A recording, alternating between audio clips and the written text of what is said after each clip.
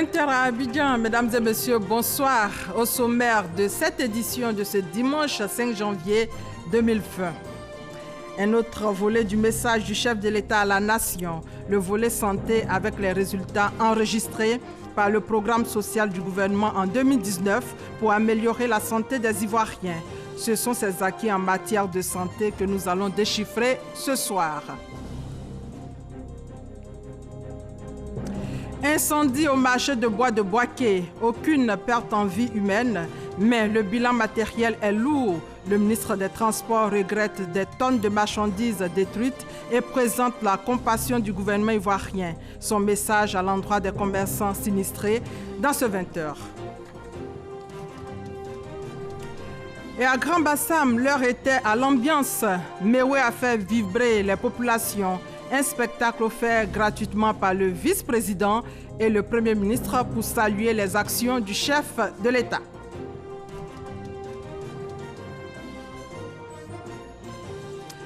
Attaque terroriste dans le nord-est du Kenya. Une base américaine attaquée tôt ce matin par les islamistes Shebab dans la région de Lamu. Bilan 4 assaillants tués, 5 complices présumés arrêtés. Bienvenue à tous. D'abord, cette information, la cérémonie de présentation de vœux de Nouvel An des corps constitués au président de la République demain à 9h. Cérémonie en direct sur RTI 1, mais avant, il est prévu un plateau à partir de 8h30, plateau présenté par Adama Kone, en face de lui, 2 invités. Mais en attendant demain, nous revenons ce soir sur un autre aspect du discours du chef de l'État à la veille du Nouvel An. Il s'agit des acquis en matière de santé. Décryptage avec Jean-Marc Djadji et Salimatou Dia. Lors de son message de Nouvel An, le chef de l'État Alassane Ouattara a mis un accent sur les actions entreprises dans le secteur de la santé.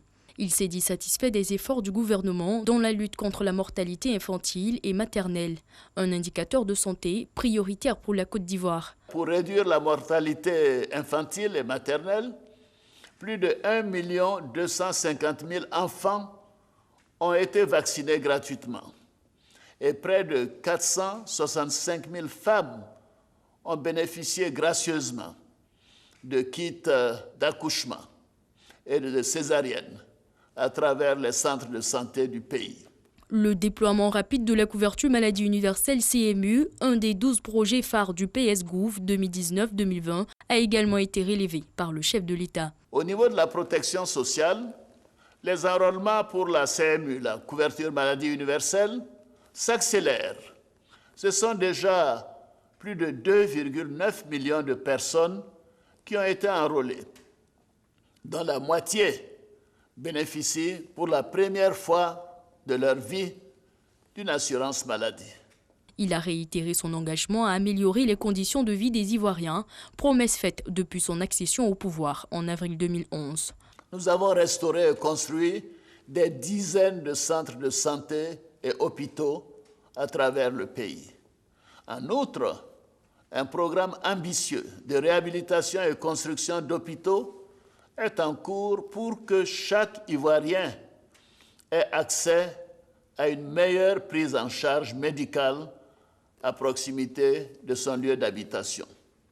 Le taux d'accès aux services de santé est ainsi passé de 44% en 2012 à 69% en 2019. Au vu des résultats enregistrés par le PS-Gouv sur l'année 2019, 2020 s'annonce donc prometteur pour l'amélioration de l'offre de soins et la sécurité sociale en Côte d'Ivoire. Justement, les réalisations du gouvernement ivoirien étaient au centre du magazine du dimanche.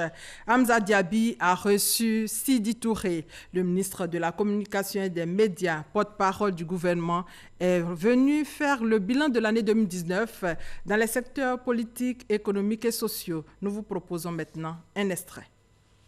Ce serait prétentieux de dire que tout va bien, mais en tout état de cause, il faut relever des choses très fortes. En l'occurrence, de 2011 à 2019, nous avons quand même cumulé successivement des taux de croissance qui s'établissaient entre 7 et 9%.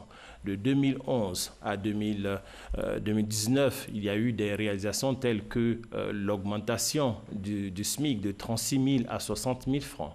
De 2011 à 2019, nous avons eu le déblocage des salaires qui étaient bloqués depuis 25 ans. De 2011 à 2019, on peut aussi capitaliser la problématique de la CMU, couverture maladie universelle, qui est une innovation. De 2011, ainsi de suite, on peut citer autant d'éléments qui sont à l'actif de l'action, du programme que le président de la République a promis d'ailleurs aux Ivoiriens qu'il a exécuté dans la période. Mais cela dit, il faut quand même le relever, et le président l'a dit dans son discours, il y a des points de faiblesse qui existent. Et donc, c'est en cela qu'il a instruit dès 2019 la mise en place de ce programme ambitieux que le programme social du gouvernement, dont les effets ne sont plus à compter. Et il y a aussi d'autres points de vulnérabilité des populations. C'est d'ailleurs ces points de vulnérabilité que le programme social du gouvernement adresse, parce que le programme social du gouvernement se présente comme une initiative de solidarité de l'État de Côte d'Ivoire à l'attention des couches les plus vulnérables de notre société. Cela nonobstant le fait qu'il faut remarquer que le bilan social du gouvernement est quand même appréciable, parce que d'ailleurs ce bilan social, si on l'apprécie sous l'angle du taux de pauvreté, qui était en 2011 à 51%, ce taux de pauvreté s'établit aujourd'hui en 2018 à 35%. C'est un effort assez considérable. Et d'ailleurs, le programme social du gouvernement nous permet d'aller beaucoup plus loin.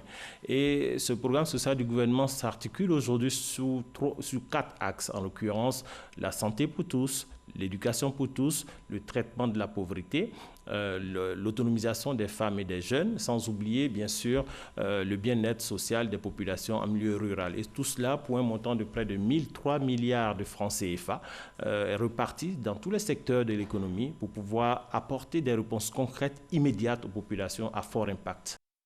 Voilà, c'était le ministre de la Communication et des Médias sur le plateau du magazine du dimanche pour faire le bilan de l'année 2019 dans les secteurs politiques, économiques et sociaux. Mais la nouvelle année commence difficilement pour les commerçants du marché de bois de Boaké. Leur lieu de commerce a été ravagé par un incendie la nuit dernière. Aucune perte en vie humaine, mais le bilan matériel est lourd. Kader Sogodogo pour plus de détails. Marché de bois de Boaké, il est un peu plus de 21 heures. Un incendie brûle tout sur son passage. Selon les premières informations, c'est aux environs de 20h30 qu'il a démarré. Les propriétaires de plusieurs magasins venus sur les lieux sont impuissants face aux flammes. Alerté, le maire de la ville de Boaké, Djibo Youssouf Nicolas, est présent pour veiller sur l'organisation des secours avec les sapeurs-pompiers qui mettent tout en œuvre pour venir à bout du vilain. Une triste réalité. Je pense à mes commerçants qui doivent se trouver dans une situation bien compliquée aujourd'hui. Nous sommes pressés de faire le bilan. Dégâts matériels, il y en a eu. Les dégâts humains, j'espère qu'il n'y en a pas. Il est trop tôt pour dire quoi que ce soit. Laissons d'abord que les pompiers terminent de circonscrire le feu. C'est aux environs de 23h30 que le feu sera circonscrit. Aux premières heures du matin, c'est la désolation. Plus de 50 années d'investissement parties en fumée pour certains commerçants. Nos papas qui étaient installés ici là, depuis fort longtemps. Donc maintenant, présentement là, on avait tout perdu. C'est la première fois même, on a eu des problèmes sur ici. On est parti à zéro, tout est parti en fumée. Nous sommes quittés ici aux environs de 20 heures. On nous a appelé vers les 21 heures qu'il y a le feu sur le marché. Donc on est venu contraster. Bon, il y a beaucoup de bois qui sont gâtés. Avec les commandes des gens aussi, tout est gâté. De 1998 à ce jour, c'est le 4e incendie qui touche le marché de Boaké. Et le ministre des Transports était ce dimanche aux côtés de ses commerçants sur le site du marché de bois de Boaké, ravagé par l'incendie. Amadou Koné était sur les lieux avec le maire de Boaké pour constater les dégâts et présenter la compassion du gouvernement. Nous vous proposons un extrait de son message. Nous serons avec le conseil municipal et le maire Nicolas Djibo aux côtés donc, des populations pour les accompagner donc, dans la reprise de leurs activités de façon totale. Je voudrais féliciter les sapeurs-pompiers de Bouaké, féliciter les jeunes de Bouaké donc, qui se sont mobilisés pour circonscrire donc, cet incendie. Dire également qu'il s'agit du marché de bois, donc c'est un marché qui est prévu d'être déplacé dans le cadre de la construction donc, du nouveau marché et de la restructuration donc, de la ville. Ceci va s'accélérer pour que ce marché sorte du centre-ville et soit un peu plus à la périphérie donc, de la ville. Le ministre Amadou Koné au micro de Kader Sogodogo après l'incendie qui a ravagé le marché de bois de Bouaké. L'actualité est plus légère dans les localités de Béomi et de Marabadiassa, toujours dans la région de Gbeke. Ces localités ont désormais leur centre polyvalent. Ces deux centres ont été réalisés dans le cadre du Fonds national de solidarité à hauteur de 45 millions de francs CFA. On reste avec Kader Sogodogo. Béoumi, 60 km à l'ouest de Bouaké. Double cérémonie de remise d'infrastructures. Le plan de réparation des préjudices communautaires suite aux différentes crises que la Côte d'Ivoire a connues continue son chemin. Cette fois-ci, ce sont 75 millions de francs CFA issus du Fonds national de solidarité qui ont été injectés pour la réhabilitation du centre culturel de Béoumi et la construction du foyer polyvalent de Marabadiassa. Mesdames et messieurs, nous devons retenir qu'aucun développement n'est possible sans la cohésion. Aucun développement n'est possible sans paix durable. Aujourd'hui, quel que soit ce qui s'est passé, capitalisons les acquis de la longue cohabitation pacifique en tirant les leçons de ce qui n'aurait jamais dû arriver pour bâtir une communauté d'intérêts partagés. Chaque centre a reçu 200 chaises, un ordinateur, un projecteur et du matériel de sonorisation. Un geste salué par le ministre de la Communication et des Médias, cadre du terroir. Nos différences doivent nous amener vers un seul unique objectif, c'est la paix, le vivre ensemble, le dialogue, et cela a toujours été le cas ici à Béoumi. Ce rendez-vous de la solidarité a été également une occasion pour la ministre de la Solidarité, de la Cohésion sociale et de la lutte contre la pauvreté d'inviter la classe politique à l'apaisement à quelques mois de l'élection présidentielle. Évitons de faire des élections des machines à tuer. Évitons de faire des élections des machines qui retardent notre marche vers le progrès. Évitons de faire des élections des machines qui retardent notre marche vers le bien-être individuel et collectif. Tournons ensemble, mesdames et messieurs, maintenant et définitivement, tournons dos à la violence en maîtrisant nos colères et nos frustrations. Les deux ministres ont par la suite posé la première pierre d'une stèle en hommage aux victimes du conflit intercommunautaire que Béoumi a connu en mai 2019. Renforcement de la coopération transfrontalière et de la cohésion sociale entre la Côte d'Ivoire et le Libéria. Il y a une rencontre à cet effet à tous les pleux entre les autorités administratives et sécuritaires sur les questions d'intérêt commun, nous dit Eve Boué.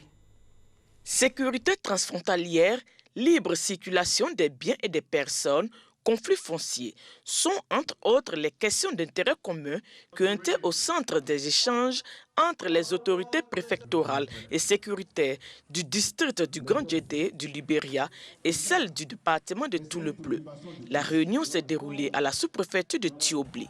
L'objectif de ces échanges étant le renforcement de la coopération transfrontalière et de la cohésion sociale entre les populations vivant le long de cette frontière. Chaque fois que nous nous rencontrons, nous faisons l'évaluation de la situation. La situation qui est préoccupante de leur côté, c'est l'intrusion dans les forêts libériennes, l'intrusion illégale d'un certain nombre de personnes. Et nous avons décidé de nous concerter pour que cela cesse. La première chose d'abord, c'est de mettre en place des comités de surveillance. Dans toutes les localités frontalières, les chefs de village sont maintenant investis d'un certain nombre de responsabilités. Et c'est vrai que ce n'est pas évident, ce n'est pas un mur, il n'y a pas de mur entre nous. Et donc ce n'est pas facile de part et d'autre de contrôler. Mais ils ont mis des techniques en place. Je pense que pour le moment, ça fonctionne.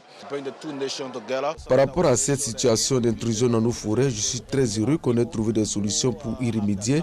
La Côte d'Ivoire et le Libéria sont des pays frères. Nous ferons tout notre possible pour que la paix sociale soit préservée entre ces deux peuples.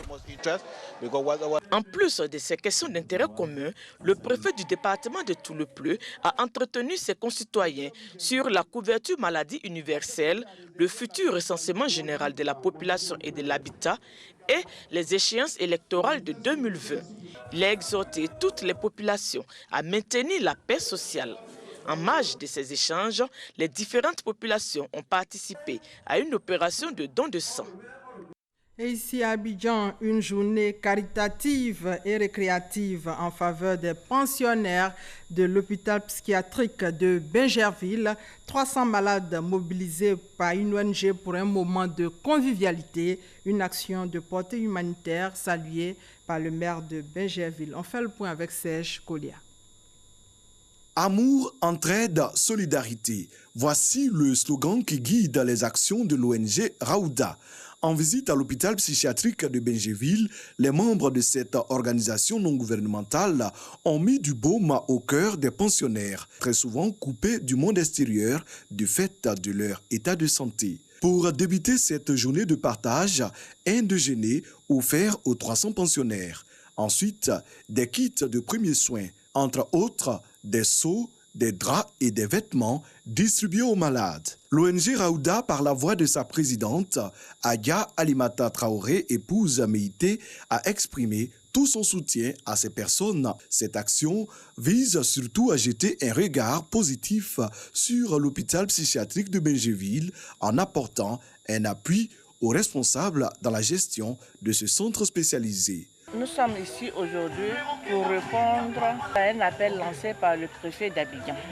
Nous sommes venus leur témoigner aussi de l'amour que nous avons pour eux. Parce qu'ils n'ont pas besoin seulement que du matériel. Ce sont des personnes comme nous. Et nous sommes venus passer la journée avec eux, faire des jeux, partager. Tout en remerciant l'ONG Raouda pour son don, le directeur de l'hôpital encourage de telles initiatives qui contribuent, selon lui, à l'équilibre social des pensionnaires. Le député maire de Bingerville, Issouf Doumbia, qui était également aux côtés des membres de l'ONG, promet poursuivre ses efforts au profit de l'hôpital. Une fête anniversaire symbolique a mis fin à cette journée humanitaire. L'ONG Raouda est une organisation caritative de confession musulmane qui existe depuis mai 2019. Agir pour Dieu, telle est sa vision. On ouvre le chapitre politique par les femmes leaders. Elles ont investi le terrain pour prôner la paix. Elles ont également exhorté les militants à travailler pour le rayonnement du parti. Oulaï Frédéric et Abou Sanogo. Les femmes leaders du RHDP à la rencontre des militantes du district d'Abidjan. Ici à Cocody, elles se sont voulues rassurantes sur les conditions de vie de leurs camarades. Des engagements sur l'insertion socio-professionnelle, le financement des activités à faible revenu ont été pris en compte par ces responsables. Les militantes et sympathisantes ont été exhortées à faire confiance à la politique du président de la République, Alassane Ouattara. Pour communiquer les idéaux et réaffirmer les idéaux de paix, mais aussi que ce soit un meeting festif, pour que ce soit une rencontre entre les sœurs d'un pays, des sœurs qui ont un même objectif, la paix. C'est dans une ambiance conviviale que cette nouvelle a été accueillie par ces femmes du RHDP de la commune. Célestin Kouala et Patrick Angwa, responsables de la coordination du parti à Cocody, ont pris aussi l'engagement de donner des réponses aux préoccupations des femmes. La paix, c'est un préalable au développement. Et la paix, ce n'est pas un mot, mais c'est un comportement, comme il l'a dit. Donc c'est ça. Les vrais héritiers du fouet doivent s'inscrire dans cette paix. Il faut qu'on arrive à mettre tout à plat, une réconciliation générale, pour que ce que le fouet avait prédit pour nous, au moins ses fils, l'accomplissent. Et c'est pour cette raison, même à mi-parcours, féliciter le président Alassane. Un autre rendez-vous a été pris avec ces femmes du rassemblement des oufouettistes pour la démocratie et la paix. Une rencontre qui a pour objectif de rendre un hommage au président de la République Alassane Ouattara pour ses actions de développement en faveur de la Côte d'Ivoire. Dans le département de Ouangolodougou, l'heure est à la fusion des efforts pour la victoire du RHDP en 2020. Plusieurs associations viennent ainsi de se mettre ensemble pour parler d'une même voix. Reportage Kader Sogodougou. L'union fait la force, dit-on. Et à Ouangolodougou, cette vision a désormais droit de citer. Plusieurs associations politiques proches du Rassemblement des oufouettistes pour la démocratie et la paix, RHDP, se mettent ensemble pour conjuguer leurs efforts afin d'assurer à leur parti une victoire éclatante en 2020. Baptisé les engagés du départemental TD pour la victoire du RHDP, cette fédération a fait sa sortie officielle à Ouangolodougou. Nous avons décidé de nous unir afin de rendre le RHDP plus fort. Nous avons parlé d'une même voix afin que l'objectif soit atteint. Pour le départemental RHDP de Ouangolodougou, cela vient booster l'engagement de tout le département pour le triomphe du RHDP en 2020. Qui dit le président Houphouët-Boigny dit la force d'une Côte d'Ivoire rassemblée autour du président Alassane Ouattara. Et je pense honnêtement que nous devons cultiver cet esprit-là. C'est pour cette raison que je suis un homme heureux aujourd'hui, voir tout ce mouvement fédéré en un seul mouvement. Plusieurs tournées sont prévues pour une meilleure implantation des engagés du départemental TD à Ouangolodougou. Et ce point presse du Rassemblement pour la démocratie et la paix à Abobo. Le président de ce mouvement a fait un tour d'horizon de l'actualité politique. Ahmed Traoré et Sidonie Davila. Au cours du point presse qu'il a animé, le président du RDP, Rassemblement pour la démocratie et la paix, est largement revenu sur les actions de développement du président Alassane Ouattara. Toutefois, il condamne les pratiques de certains hommes politiques. Nous, Rassemblement pour la démocratie et la paix, disons non et non au coup d'État que Soro voulait faire à partir du 23 pour qu'on ne puisse pas fêter en Côte d'Ivoire ici. Nous disons que nous sommes fatigués de subir tout ce que Soro nous fait subir. Le président du RDP soutient également le gouvernement dans la gestion de cette affaire. Nous disons au gouvernement d'arrêter tous ceux qui sont complices. Nul n'est au-dessus de la loi. La loi, elle est faite pour tout le monde. Nous sommes les héritiers d'Oufoué. Nous condamnons le coup d'État de Soro. Les femmes ont trop souffert dans ce pays. Quand il y a un coup d'État, c'est les femmes-là qui prennent le pot cassé. Quand il y a les fusils qui éclatent, c'est les femmes qui prennent le pot cassé. Le président du RDP demande à la justice de faire toute la lumière sur ces derniers événements. Deux mouvements de jeunesse politique proches de l'opposition s'unissent pour une vision nouvelle, à savoir la promotion de la paix et le bien-être des populations, nous dit Astou Touré. Le Cri du peuple et la Coalition patriotique pour l'émergence, deux organisations civiles à caractère politique désormais alliées. Ces deux mouvements de jeunesse politique proches de l'opposition s'unissent ainsi pour une vision nouvelle, celle d'une opposition responsable et épris de paix. Pour Adiko Johnson et Hérode Seri, les actions de développement du président de la République, Alassane Ouattara, sont à saluer. Pour nous, l'opposition participative, c'est cette opposition-là qui critique et non qui calomnie, qui propose et non qui impose, qui construit et non qui détruit. Il faut sortir des positions radicales et aller dans une opposition constructive, une opposition participative, afin de pouvoir construire ce pays. Il partage la décision du président de la République en ce qui concerne la passation du pouvoir à une autre génération. Que les générations anciennes comprennent qu'il est temps de passer le flambeau à une nouvelle génération qui veut s'assumer pleinement. Et que si le passage des témoins ne se fait pas, il risque d'avoir crise. Or, nous voulons éviter à la Côte d'Ivoire une crise générationnelle, raison pour laquelle nous interpellons les Ivoiriens à œuvrer dans ce sens pour que nos aînés puissent passer le flambeau véritablement. Les alliés entendent véhiculer les messages de paix, de cohésion sociale, seul gage de développement et de bien-être pour les jeunes qu'ils sont. Et nous sommes dimanche, un mot de religion avec la communauté catholique de Ouangolodougou qui prie pour la paix en Côte d'Ivoire. Une messe d'action de grâce afin d'inviter les fidèles catholiques à œuvrer davantage pour la paix dans leur localité. Reportage Kader Sogodougou. Messe pour la paix en cette période de fin d'année. À Ouangolodougou, dans le nord du pays, des prières s'élèvent vers le ciel depuis la paroisse Sainte-Thérèse de l'Enfant Jésus pour la Côte d'Ivoire. Ces paroissiens, à l'unisson, ont prié, chanté et invoqué le nom de Dieu pour que sa main protectrice demeure sur le pays en cette fin d'année et tout au long de la nouvelle année. Tous les chrétiens, toutes les confessions religieuses, c'est le message de paix, de l'amour et de la cohésion sociale. À l'allure où va notre pays, nous avons vraiment de quoi à vivre ensemble, à réapprendre à vivre ensemble pour que notre beau pays soit un pays où il fait bon vivre. Que Dieu bénisse notre pays.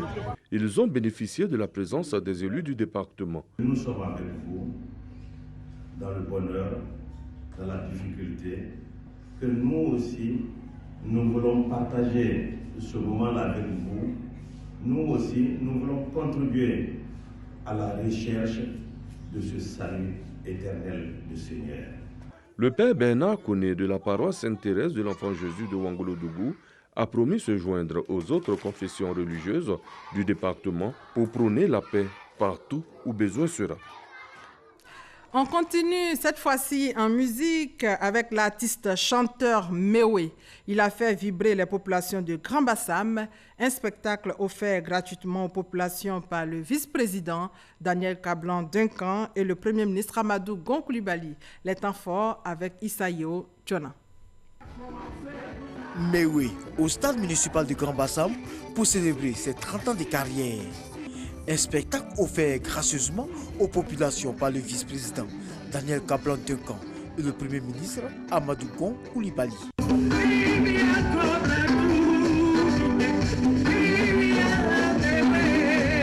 Sur le mandat du président de la République, le Sud Comé a trop bénéficié.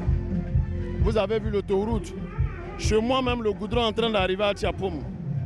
Donc je ne peux faire que dire merci au vice-président, merci au Premier ministre et merci à la population de Bassam. Abidjan Godeba, Zoblazoka 100%, les génies vous parlent, DJ Tasma et bien d'autres titres prisés par le public font danser autorités et population.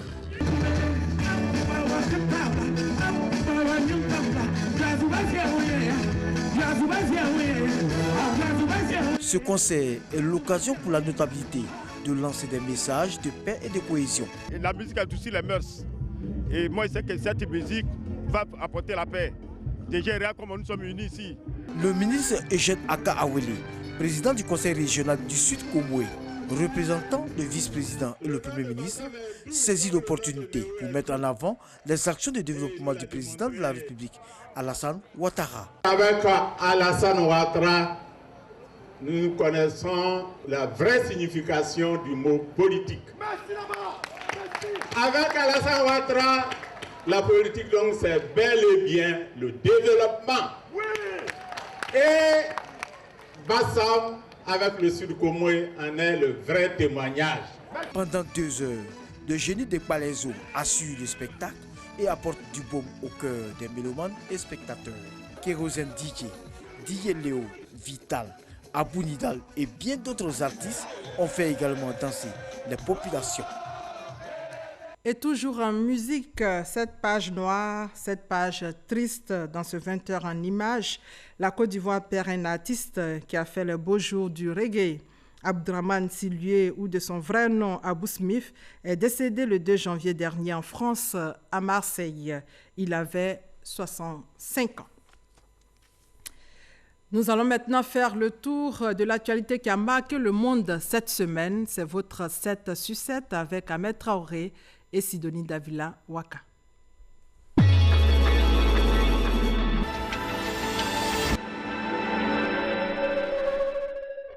La fête date du mois de janvier 2019. Au Soudan, 27 membres des services de renseignement ont été condamnés à la peine capitale pour le meurtre d'un manifestant.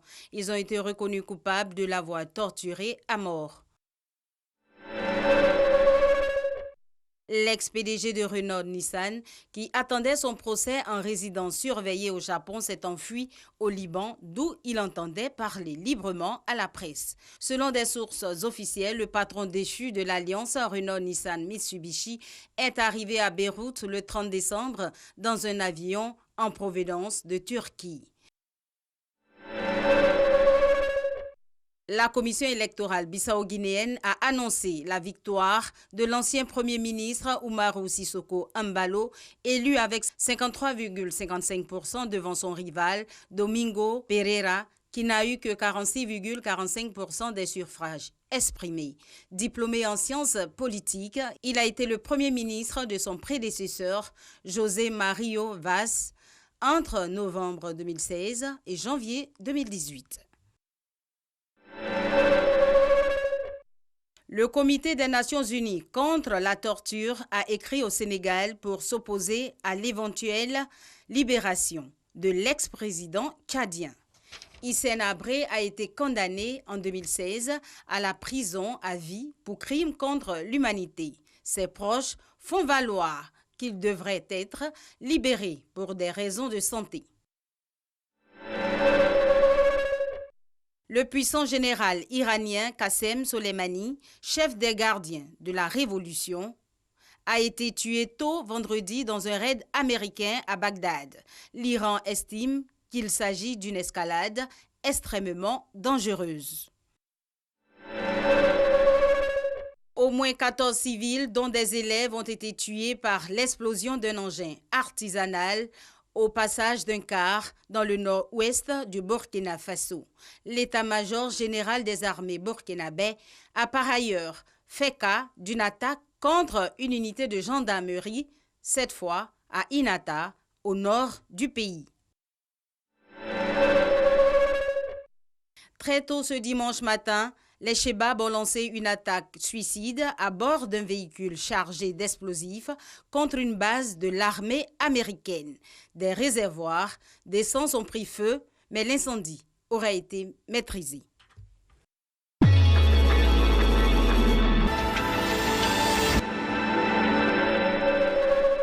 Rappelons pour terminer la cérémonie de présentation des vœux de Nouvel An des corps constitués au président de la République demain à 9h. Cérémonie en direct sur RTI 1, mais avant, il est prévu un plateau à partir de 8h30, plateau présenté par Adama Kone. En face de lui, 2 invités.